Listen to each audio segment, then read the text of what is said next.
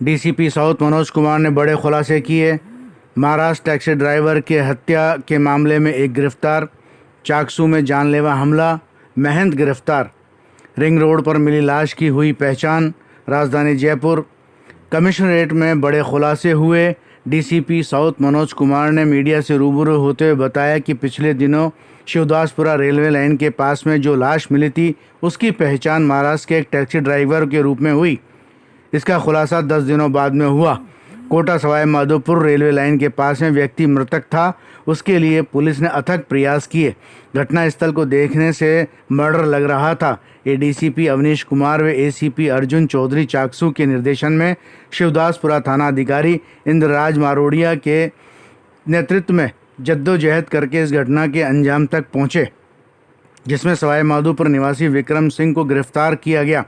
उन्होंने बताया कि सोशल मीडिया व मीडिया के ज़रिए से ठाणे महाराष्ट्र का निवासी विजय किशन घागड़े, जो एक टैक्सी ड्राइवर था, कुछ लोगों ने उसे राजस्थान आने के लिए किराए पर हायर किया था। जयपुर शिवदासपुरा रेलवे पुल के पास में उसके जूते के फीते से गला घोंटकर मार डाला और कार को जंगल में छिपा दी। पुलिस टीम लगातार उन पर नज़र बनाए हुए थी। एएसआई सुनील कुमार के पास में सूचना मिली कि कोई व्यक्ति कार बेचना चाहता है। सूचना मिलते ही वहां विक्रम सिंह को धर दबोचा। पूछताछ में 4 लोगों को इस घटना में शामिल होना बताया। एक को चंडीगढ़ से गिरफ्तार कर लिया गया है, एक बाल आबकारी, एक अन्य अभी लापता है। दूसरा मामला चाकसू थाना इलाके में कोथून का उदेश्वर महादेव मंदिर आश्रम में भक्त रामनारायण मीना पर मंदिर के महंत द्वारा फरसे से जानलेवा हमला किया गया, जिसमें भक्त गंभीर रूप से घायल हुआ। महंत महिलाओं के कपड़े पहनकर घाघरा लुगड़ी पहनकर जंगलों के रास्ते से लाल सोट पहुंचा, मगर पुलिस की कड़ी मेहनत से उसे 24 घंटे में गिरफ्तार कर लिया गया। रिंग रोड पर एक लाश अज्ञात व्यक्ति की मिली। उसे के लिए पूरी टीम उसका पता लगाने में लगी हुई है। उसकी पहचान के लिए सोशल मीडिया के ज़रिए जोधपुर से कुछ मालूमात हुई है। अभी ये नहीं मालूम हुआ है कि इसकी मौत कैसे हुई है। कोशिश जारी है। श्यामनगर में बिल्डिंग के अवैध निर्माण की छत गिरने से 10 लोग दब गए थे। किसी की जान का नुकसान नहीं हुआ। 2020 को सूचना मिली थी कि जो नेशनल हाईवे है उसके नीचे जो रेलवे लाइन जाती है शिवदासपुरा इलाके में, वहाँ पर एक डेड बॉडी जिस पे पुलिस की टीम और जो भी इस तरह की सूचना पे जो कार्रवाई की जानी होती है, अधिकारी मौके पे पहुँचे, डॉग स्क्वाड एफएसएल पहुँचे, तो ये शुरुआती सूचना थी। उस सूचना पे सबसे पहले जो पुलिस की कार्रवाई होती है वो पता करना होता है कि मृतक व्यक्ति कौन है। तो वो उसका कोई पता नहीं चला, जिसके लिए हमारी टीम ने काफ़ी प्रयास किए और हमारी टीम ने जगह जगह पूरे ऑल एसपीज को, राजस्थान को सूचना देना, राजस्थान के बाहर के जो स्टेट्स हैं वहाँ के कंट्रोल रूम को सूचना देना और साथ ही इश्तिहार जारी करवाना और अन्य जो भी तरीके हैं ग्रुप्स में, वो आपके पत्रकारों के ग्रुप में भी हमने चलाए, तो इस तरह से उसकी शिनाख्त हो सके, इसके प्रयास सबसे पहले शुरू किए गए। क्योंकि जब तक व्यक्ति की शिनाख्त नहीं हो जाती तब तक ये कह पाना मुश्किल हो जाता है कि इसको किस रंजिश से और किसने, खासतौर पे कारण शिनाख्त के बाद ही हम ढूंढ पाते हैं। इनके काफ़ी प्रयास से और जो मृतक है उनके परिवार के लोग भी काफ़ी जागरूक थे। उन लोगों ने अपने स्तर पे वहाँ गुमशुदगी डलवाई, कलवा थाना पड़ता है थाने में, वहाँ उसकी गुमशुदगी डलवाई और अपने स्तर पे भी उन्होंने भी प्रयास किए। तो जब उनको इस तरह की सूचना मिली कि एक डेड बॉडी मिली है यहाँ पे, तो उन्होंने हमारे थाने से संपर्क किया और जिसपे उन्होंने जो उसकी फ़ोटो है वो हमें भेजी। मृतक की जो भी फ़ोटो हमारे पास थी डेड की थी वो हमने भेजी, तो उनको हो गया कि ये हमारा ही व्यक्ति है जो मृतक का उन्होंने फ़ोटो से आइडेंटिफाई करने के बाद और वो लोग चल के यहाँ पे आए। यहाँ पे जब बॉडी देखी तो उन्होंने आइडेंटिफाई कर दिया कि ये व्यक्ति उनका नाम क्या है, विजय नाम है उनका, तो उसको उन्होंने आइडेंटिफाई किया।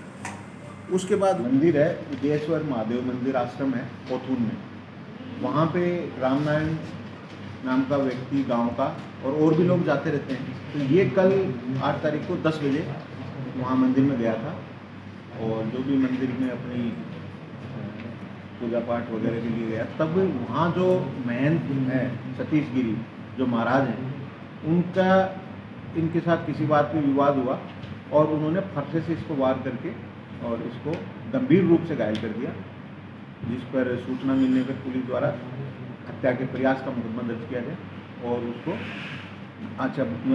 तलाश प्रारंभ कर दी गई। और ये जो महाराज हैं ये फरार हो गए थे तत्काल ही, तो पुलिस द्वारा रात भर प्रयास करके और उसको दस्तयाब कर लिया गया है और उसको गिरफ्तार किया गया है। किस अवस्था में मिला है?